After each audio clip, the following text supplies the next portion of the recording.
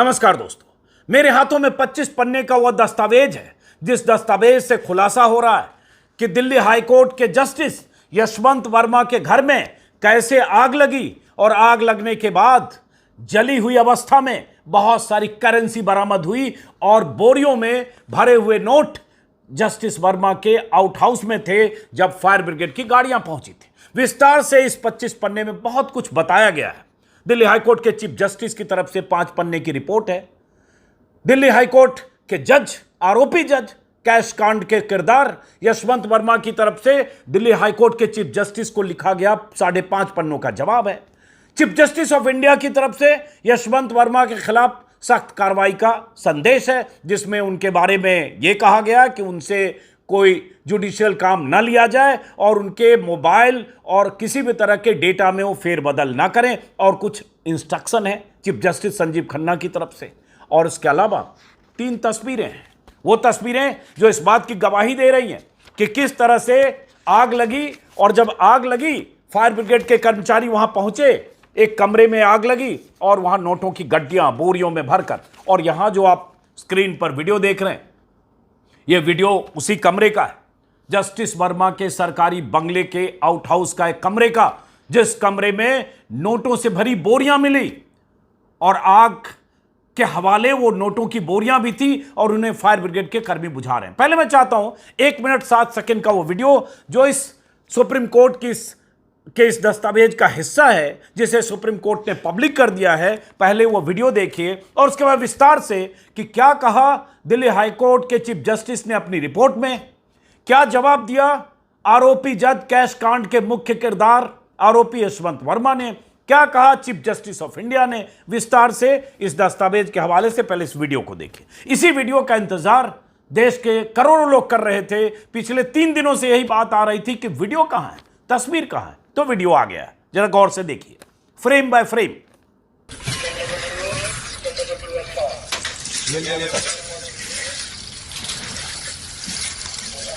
$500 के नोटों की गड्डियां दिख रही है, जली हुई अवस्था में, धुआं उठ रहा है, आग बुझाने की कोशिश कर रहे हैं दमकल कर्मी।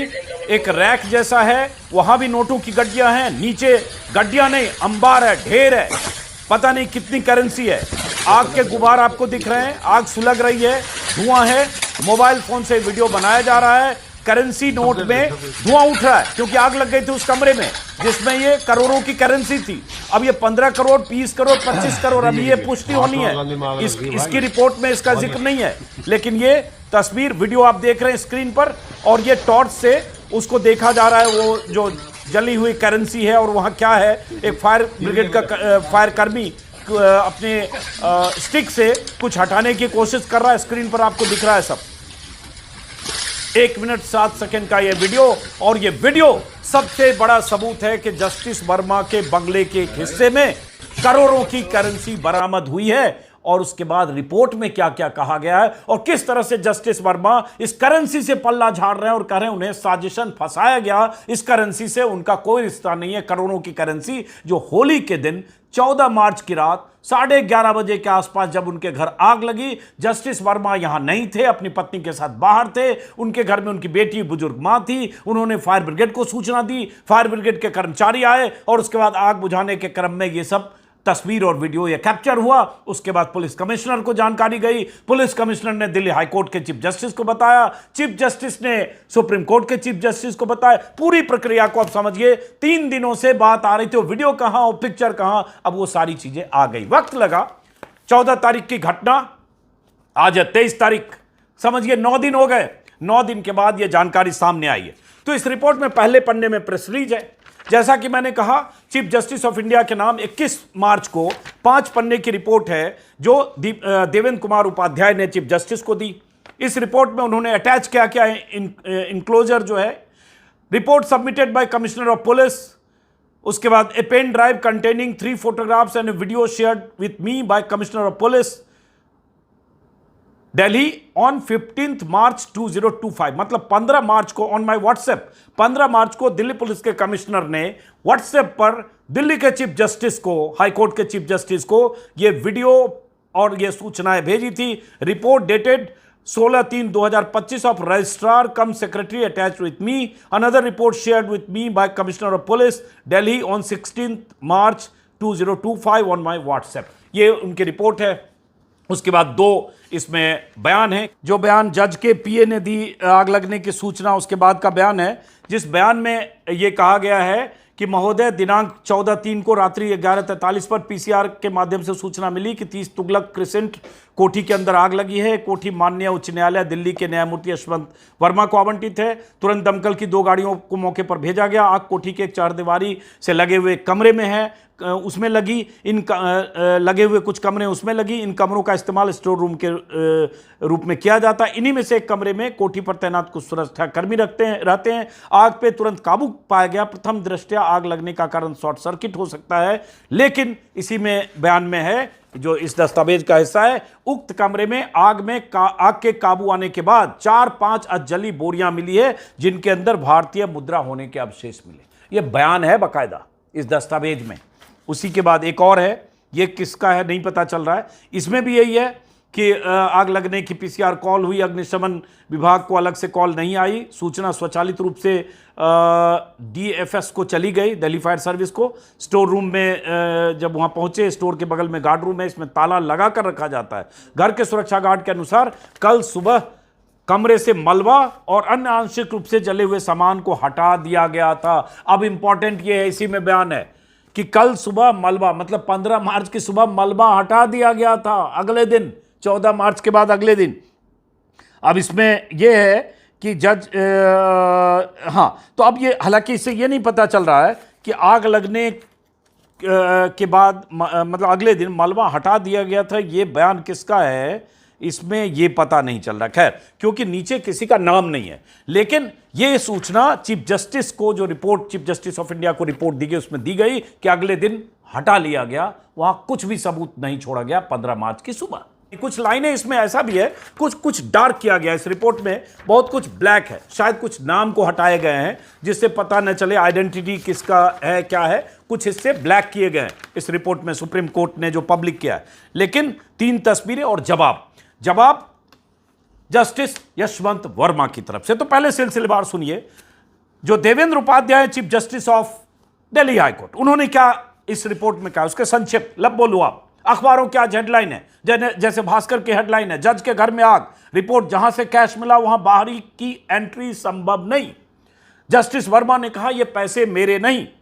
अमर उजाला की हेडलाइन है, सुप्रीम कोर्ट ने जारी किया वीडियो, जस्टिस वर्मा के घर 4-5 बोरियों में मिले थे जले note.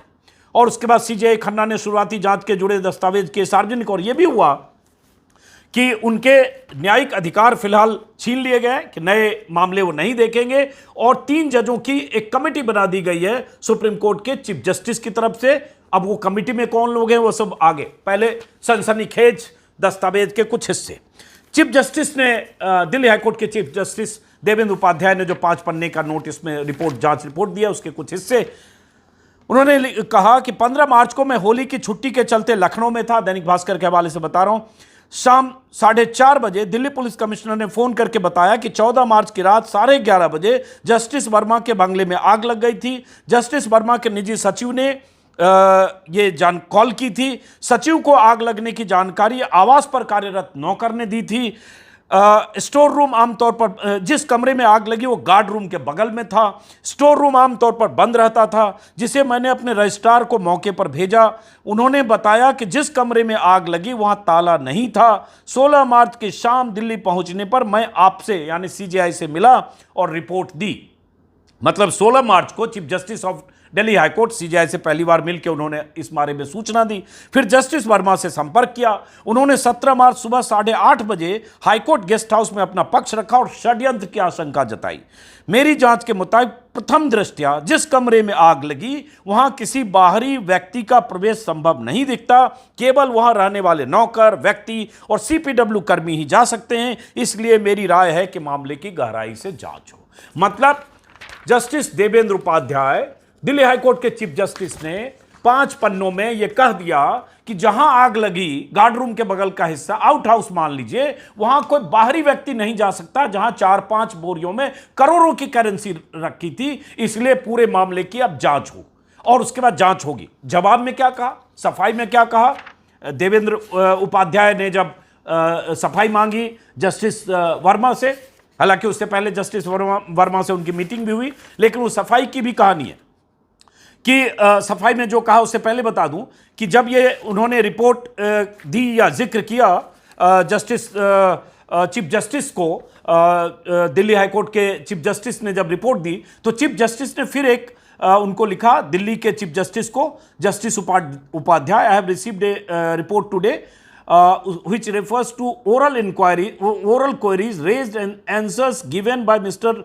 Justice Yashwant Verma, a sitting judge of Delhi High Court, Delhi, in terms of the in-house procedure. और उसके बाद उन्होंने कुछ बातें कही, इंस्ट्रक्शन जारी किए चीफ जस्टिस ऑफ इंडिया ने, और उसके बाद जवाब सुनिएगा क्या लीपापोती की है जस्टिस यशवंत वर्मा ने। उनके घर के आउट हाउस के बाहरी हिस्से में बोरियों में पड़े नोट मिले, वो कह रहे हैं कि साजिश है, मेरा कोई लेना देना नहीं है, जबकि वहां कोई बाहरी आदमी जा नहीं सकता। हाई सिक्योरिटी बंगला, गार्ड होते हैं, सुरक्षा इतना सख्त होता है कि कोई आदमी मिलने भी जाए तो बिना अपॉइंटमेंट के गेट के अंदर एंट्री नहीं मिलती। वहां करोड़ों के नोट एक बोरियों में रखे थे। आग ना लगी होती तो फायर कर्मी ना गए होते तो पता भी नहीं चलता। बहरहाल तो सुप्रीम कोर्ट के चीफ जस्टिस ने ये सवा पन्ने में 21 मार्च को दिल्ली हाईकोर्ट के चीफ जस्टिस को लिखा, जिसमें उन्होंने कहा कि पूछने के लिए कहा कि जस्टिस वर्मा से, in addition mister Yashwant Verma may be asked to provide the following information. Chief justice of India ने कहा दिल्ली हाईकोर्ट के चीफ जस्टिस को कि यशवंत वर्मा से कुछ और जानकारी मांगी जाए, उनसे कहा जाए कि सूचना दे, क्या स्पष्टीकरण दें, क्या कि जस्टिस वर्मा के जिस कमरे में पैसे मिले वो किसके थे, पैसे किसके थे, इसका स्रोत क्या था। How does he account for the presence of money cash in room located in his premises. ये किसके थे, इसका explain the source of money cash which were found in the said room. ये पैसे जो मिले वो किसके थे, इसका स्रोत बताएं। 15 मार्च की सुबह कमरे से जला पैसा किसने साफ किया, ये बड़ा इंपॉर्टेंट है। कहा गया 14 मार्च की रात को फायर कर्मियों ने यह पैसा देखा, व्हाट्सएप पर वीडियो भेजा पुलिस कमिश्नर को, जो वीडियो आप स्क्रीन पर देख रहे हैं बीच बीच में। लेकिन अगले दिन वो 15 मार्च को साफ हो गया कमरा। किसने कमरा साफ किया? और यह हाईकोर्ट के सिटिंग जज का कमरा नहीं होता तो बंगले में ये नोट की ऐसी तस्वीर नहीं होती तो क्या उसको साफ करने की अनुमति मिलती? उसी समय पुलिस के दस्ते पहुंच जाते, केंद्रीय एजेंसियां पहुंच जाती, सब सीज हो जाता, वहीं पे सारा कुछ वीडियो बन रहा होता और मीडिया के सामने आ गया होता और सीजर रिपोर्ट वहीं पे बनता तुरंत। लेकिन यह कहा जा रहा है कि अगले दिन साफ कर दिया। तो यह मौका किसने दिया? इसी में जो जस्टिस संजीव खन्ना ने पूछा है कि उनसे पूछा जाए जस्टिस वर्मा से, उसमें who is the person who had removed the burnt money cash from the room in the morning of March 15th। वो कौन आदमी है जिसने जली हुई करेंसी और कैश को उस रूम से 15 मार्च की सुबह हटा दिया? ये भी पूछा है संजीव खन्ना ने कि जरा उनसे पूछ के बताइए। उसके बाद जस्टिस वर्मा के लिए यह भी हुआ कि हाईकोर्ट रजिस्ट्री में शामिल जस्टिस वर्मा के स्टाफ, उनके निजी सुरक्षा अधिकारी, सुरक्षा जांच की 6 महीने की फ़ोन कॉल, सुरक्षा कर्मियों की 6 महीनों की phone call, message, data record जो भी है वो सब की रिपोर्ट मांगी चीफ जस्टिस ऑफ इंडिया ने कि पूरा कनेक्शन, पूरा नेटवर्क जो उनके आसपास जो लोग हैं, उनके सुरक्षा कर्मी हैं, उनके स्टाफ हैं, पर्सनल स्टाफ हैं, सबका डेटा 6 महीने के फ़ोन की report chief justice of India ने मांगी। उसके बाद जस्टिस वर्मा के लिए भी कहा गया कि mister justice Yashwant Verma may be requested to not dispose of his mobile phones और डिलीट और मॉडिफाई एनी कन्वर्सेशन, मैसेजेज और data from his mobile phone. मतलब अपने मोबाइल को न मॉडिफाई करें, न कोई मैसेज डिलीट करें, न कोई डेटा डिलीट करें, कोई भी उसमें छेड़छाड़ नहीं होनी चाहिए जस्टिस वर्मा के फोन में। ये चीफ जस्टिस ऑफ इंडिया ने इंस्ट्रक्शन दिया। तो ये हो गया। अब जरा सुनिए जस्टिस यशवंत वर्मा का बयान। उन्होंने क्या कहा? 5.25 पन्ने का उनका बयान है यहां पे। ये 5.25 पन्ने उनके बयान है। अभी बयान के हिस्से में ये 5.25 पन्ने उन्होंने दिल्ली हाईकोर्ट के चीफ जस्टिस को दिया है 22 तारीख को, जब चीफ जस्टिस ऑफ इंडिया ने कहा कि उनसे रिटर्न में सारा जवाब लीजिए। तो उन्होंने कहा, उनके हिस्से अगर कुछ खास हिस्से बताएं कि 14-15 मार्च की रात बंगले के स्टाफ क्वार्टर के पास स्टोर रूम में आग लगी। कमरा पुराने फर्नीचर, बोतलें, क्रॉकरी, गद्दे, CPWD की सामग्री रखने के लिए इस्तेमाल होता था। कमरा खुला रहता था, इसमें स्टाफ क्वार्टर के पिछले दरवाजे से भी जा सकते थे। यह मेरे मुख्य आवास से अलग था। ठीक है, आउट हाउस था और ऐसे ही नोट कई बार रखे भी जा सकते हैं। और ऐसा तो कोई पागल आदमी नहीं होगा बाहर से कि उस 15 करोड़ 20 करोड़ 25 करोड़ बोरियों में भर के इनके आउट हाउस में पहुंचा दे और इनको पता न चले, जहां इतना सुरक्षा दस्ता सुरक्षा घेरा है। और वहां जो इनके स्टाफ हैं, सुरक्षाकर्मी या गार्ड, वो इतने अरबपति नहीं थे कि उनके पास करोड़ों रुपए आ रहे थे कि वो अपना स्टोर रख रहे थे जस्टिस वर्मा के आउट हाउस में। लेकिन उनकी दलील है। उसी में आगे उन्होंने कहा कि इसमें स्टाफ क्वार्टर के पिछले दरवाजे से भी जा सकते थे, मेरे मुख्य आवास से अलग था। घटना के दिन यानी 14 मार्च को पत्नी और मैं भोपाल में थे, मेरी बेटी और वृद्ध मां घर में थी। 15 मार्च की शाम पत्नी के साथ दिल्ली लौटा। आग लगने के बाद आधी रात को बेटी और निजी सचिव ने दमकल विभाग को फोन किया। आग बुझाने के दौरान सभी स्टाफ और मेरे घर के सदस्यों को सुरक्षा कारणों से घटनास्थल से दूर रहने को कहा गया। आग बुझाने के बाद वहां चले गए तो वहां कोई नकदी या पैसे नहीं मिले। अब ये इन्होंने प्ली लिया, बहाना लिया है कि हमें दूर रहने को कहा गया ताकि ये कह सके कि साजिश थी, किसी ने पैसे प्लांट कर दिए। जरा सोचिए, हैरानी की बात है, अकल्पनीय है कि कोई जस्टिस के घर में जाकर करोड़ों रुपए प्लांट कर दिए। अब आग लग गई उस करेंसी में, आग लगने से पहले ही प्लांट कर दी। क्या मतलब है यार। उसके बाद मैंने न मेरे परिवार के किसी सदस्य ने कभी उस स्टोर रूम में नकदी रखी, मतलब मैंने, मेरे परिवार ने नहीं रखी। यह राशि मेरी नहीं है। 15 मार्च की शाम दिल्ली लौटने पर आपका पहला फोन आया था। ये दिल्ली हाईकोर्ट के चीफ जस्टिस को लिख रहे हैं। आपके आग्रह पर आपके पर्सनल प्रोटोकॉल सेक्रेटरी भी घटनास्थल पर गए, वहां कोई नकदी नहीं मिली। यह बात उस रिपोर्ट में भी स्पष्ट है जो मुझे सौंपी गई। और यही बात कही जा रही है कि 14 तारीख को देर रात 11:30 बजे आग लगी। दमकल कर्मी 11:43 पर पहुंचे, कुछ देर में आग बुझा दी गई, लेकिन सुबह में 15 मार्च की सुबह वो कमरे को क्लीन कर दिया गया। मतलब जहां करेंसी जली थी वहां हटा दिया गया। बड़ा सवाल यह है कि पुलिस ने या दमकल कर्मियों ने ये छोड़ क्यों दी करेंसी जली। उसी रात पुलिस उनके बंगले पर क्यों नहीं पहुंची? उसी रात सीजर रिपोर्ट क्यों नहीं बनी? उसी रात एफआईआर दर्ज क्यों नहीं हुई? एफआईआर में और पुलिस के की डीडी एंट्री में सारी सूचनाएं उसी रात क्यों नहीं हुई? और वो सीजर रिपोर्ट, वो 5 बोरियां या 4 बोरियां करेंसी की जली वो थाने क्यों नहीं पहुंची? क्यों उस रात ऐसी स्थिति हो गई कि वहीं छोड़ दिया और 15 को कमरा साफ हो गया? अभी इसके बारे में जानकारी आनी बाकी है। जवाब में इन्होंने कहा कि वहां कोई नकदी नहीं थी, जाहिर नकदी नहीं थी, हटा दिया गया। ये तो चीफ जस्टिस ऑफ इंडिया सवाल में पूछ रहे हैं कि उस आदमी का नाम बताओ कि किसने हटाया, उस रूम को किसने साफ किया। जस्टिस यशवंत वर्मा यहां थे नहीं, तो उनकी पत्नी थी, बेटी थी, वृद्ध मां थी और उनके बहुत सारे स्टाफ होंगे, लघुए भगवे लोग भी होंगे। बहरहाल अगले दिन अदालत शुरू होने के पहले आपने पहली बार वो वीडियो और तस्वीरें दिखाई जो आपसे पुलिस आयुक्त ने साझा की थी। पुलिस कमिश्नर ने व्हाट्सएप पर भेजा था दिल्ली के चीफ जस्टिस देवेंद्र उपाध्याय को। इस वीडियो को देखकर मैं स्तब्ध रह गया यशवंत वर्मा साहब, वीडियो देखकर, क्योंकि इसमें दिखाया गया दृश्य उस स्थल से मेल नहीं खा रहा था जिसे मैंने स्वयं देखा था। मतलब वो करें कि जो वीडियो है मेरे उस आउट हाउस का भी नहीं है, दृश्य मेल नहीं खा रहा। इसी कारण मैंने पहली बार यह कहा कि मुझे फंसाने और मेरी छवि धूमिल करने की साजिश प्रतीत होती है। घटना ने मुझे विश्वास दिलाया है कि यह केवल षड्यंत्र का हिस्सा है जो दिसंबर 2024 में सोशल मीडिया पर मेरे खिलाफ लगाए गए निराधार आरोपों से जुड़ा हो सकता है। मैं आरोप को नकारता हूं कि हमने स्टोर रूम से नकदी हटाई। हमें कभी जली हुई नकदी नहीं दिखाई गई और न ही हमें जली हुई नकदी दी गई। वहां केवल कुछ मलबा हटाया गया। इस तरह से उन्होंने जवाब दिया है कि वहां मलबा हटाया गया, जो भी था नकदी नहीं थी, नकदी को साफ कर दिया गया। ये एक लाइन में जो सुप्रीम कोर्ट के चीफ जस्टिस सवाल पूछ रहे हैं उसी सवाल में, और सबसे बड़ा ये सवाल है नकदी वहां से हटी कैसे, किसने हटाई, पुलिस ने वो नकदी छोड़ी क्यों, पुलिस कमिश्नर की मुस्तैदी या एफआईआर इस मामले में क्यों नहीं हुई, और क्या एक सिटिंग जज के दबाव में इतना सिस्टम काम करता है कि वहां सब कुछ वीडियो में दिखने के बाद, करेंसी का अंबार दिखने के बाद, खजाना दिखने के बाद, बोरियों में जले नोट दिखने के बाद भी उसको छोड़ के दमकल कर्मी वहां से निकल गए। और दमकल विभाग के चीफ अतुल गर्ग का परसों एक बयान आ गया कि वहां कोई करेंसी बरामद नहीं हुई, करेंसी मिली नहीं, वहां हमने देखी नहीं। हालांकि बाद में देर शाम यह भी आ गया कि मैंने ऐसा कुछ नहीं कहा। तो यह लीपापोती की कोशिश। टाइम्स ऑफ इंडिया ने जब यह खबर छापी 3 दिन पहले 20 तारीख को, तभी देश को पता चला कि 21 तारीख को टाइम्स ऑफ इंडिया ने खबर छापी, तभी पता चला कैसी घटना हुई, नहीं तो किसी को पता भी नहीं था।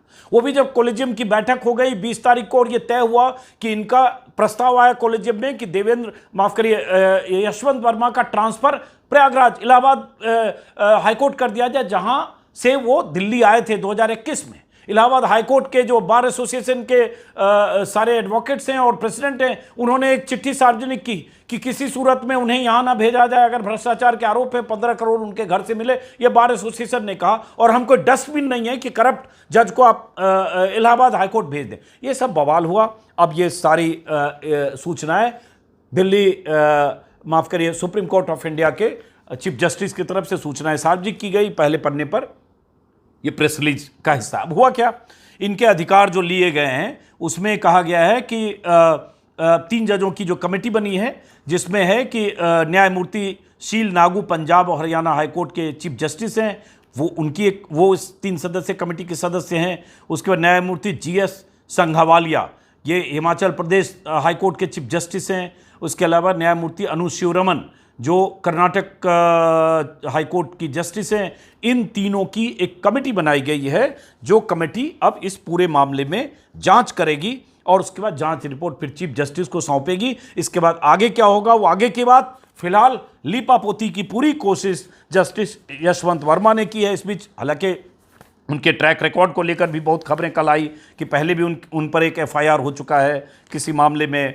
शुगर मिल के वो डायरेक्टर थे, यूपी के एक शुगर मिल के, चीनी मिल घोटाले में नाम आया था, FIR हुई थी चीनी मिल में 97 करोड़ की बैंक धोखाधड़ी के मामले में, जब वहाँ वो डायरेक्टर थे। हालांकि बाद में उस मामले को कोर्ट के सुप्रीम कोर्ट के आदेश पे शायद CBI ने जांच बंद कर दी और वो बच गए। लेकिन अब जो जितनी जानकारी है उस जानकारी के मुताबिक सबूत सामने है, वीडियो की शक्ल में, तस्वीर की शक्ल में। यशवंत वर्मा के घर में, यशवंत वर्मा की गैर मौजूदगी में दमकल कर्मियों द्वारा बनाया गया ये वीडियो सब कुछ कह रहा है, गवाही दे रहा है। अब इसमें बचने की कोई गुंजाइश नहीं। सवाल उठता है इस जज के खिलाफ, इस जस्टिस के खिलाफ अब क्या कार्रवाई करेंगे chief justice of India. Chief justice of India हटा नहीं सकते किसी सिटिंग जज को, या तो उनसे इस्तीफा लें या इस जज में थोड़ा भी क्या बोले नैतिकता आत्मसम्मान इन पे लागू नहीं होता, शर्म है थोड़ी भी मान लीजिए है, इतनी बेइज्जती हो रही है, इतनी जलालत हो रही है, वीडियो आ गया, सबूत आ गया, कुछ बचा नहीं अब करने को। अब इनकी सफाई पर दुनिया में कोई आदमी यकीन नहीं करेगा, इस्तीफा दे दे। चीफ जस्टिस ऑफ इंडिया ने कन्विंस कर पाए कि आप इस्तीफा दे दीजिए, एक रास्ता यह हो सकता है। उसके बाद भी अगर ये जज साहब अड़ गए, क्योंकि जज साहब अड़ने के मूड में दिख रहे हैं, कह रहे हैं हाँ नकदी हमारे यहां थी नहीं, वो आउट हाउस में किसी और ने रख दिया, साजिश का हिस्सा है, हमें नकदी दिखाई नहीं गई, क्यों नकदी साफ हो गई 15 तारीख की सुबह, तो अड़ गए। तब क्या होगा? तब चीफ जस्टिस ऑफ इंडिया के पास क्या अधिकार है? कोई अधिकार नहीं है। फिर उसके बाद इन्हें हटाने की प्रक्रिया महाभियोग के जरिए होगी, जिसमें संसद की भूमिका होती है, सरकार की भूमिका होती है, सत्ताधारी दल की भूमिका होती है। और 75 साल का इतिहास है कि अभी तक कोई भी जज महाभियोग के जरिए हटाया नहीं गया। 2 या 3 मौके पर महाभियोग लाए गए, हटाया नहीं गया। तो उसके बाद क्या होगा? उसके बाद की लंबी प्रक्रिया है। लेकिन क्या ये जज यशवंत वर्मा इतने बेशर्म होंगे, इतनी मोटी चमड़ी के होंगे कि ये सारा कुछ आ जाने के बाद, सारी तस्वीरें आ जाने के बाद, वीडियो आ जाने के बाद ये कहते रह जाएंगे कि साजिश है, और उसके बाद ये पड़े रहेंगे, बैठे रहेंगे? इनके जुडिशियल अधिकार, इनके मुकदमे सुनने के अधिकार भले चीफ जस्टिस इनसे ले लें, वो भी कुछ महीने के लिए हो सकता है, तो क्या उसके बाद भी बैठे रहेंगे? ये अब इसका हमें इंतजार करना पड़ेगा। और उसके बाद जो एजेंसियां ऐसे मामलों में जांच करनी चाहिए तत्काल, Delhi police, income tax, ED भी मनी लॉन्ड्रिंग का मुद्दा हो सकता है। क्या ये केंद्रीय एजेंसियां ऐसे मामलों में तुरंत सुपरफास्ट स्पीड से, फास्ट ट्रैक ढंग से जांच करेगी, जैसे बाकी मामलों में होता है? कोई नेता हो, विपक्ष का नेता है, नौकरशाह, इंजीनियर कोई भी हो, घूसखोर जो पकड़े जाते हैं तुरंत जांच होती है, गिरफ्तारी भी हो जाती है, गिरफ्तारी हो जाती है। बहुत सारे वकील करें इनके खिलाफ chief justice of India FIR दर्ज करने के आदेश दें। क्या इनके खिलाफ FIR दर्ज होके वही कानूनी प्रक्रिया अपनाई जाएगी जो किसी भी ऐसे मामले में होता है जिसके घर से नोटों की बरामदगी हो? ये सब भी अभी इन सवालों का इंतजार करना पड़ेगा। फिलहाल इस वीडियो को खत्म करते हैं। लगातार मैं इस मुद्दे पर वीडियो बना रहा था जिससे आपको सारी जानकारी पहुंचे। फिलहाल इंतजार करते हैं कि अब आज तो रविवार है, अब इसमें आज तो कुछ होना नहीं है, अब जो होना है इसमें अगले 3-4 दिन बाद होना है, तो इंतजार करेंगे और इस वीडियो को यहीं खत्म करते हैं। 3 तस्वीरें भी स्क्रीन पर आप देख ही रहे हैं लगातार। फिर मुलाकात होगी।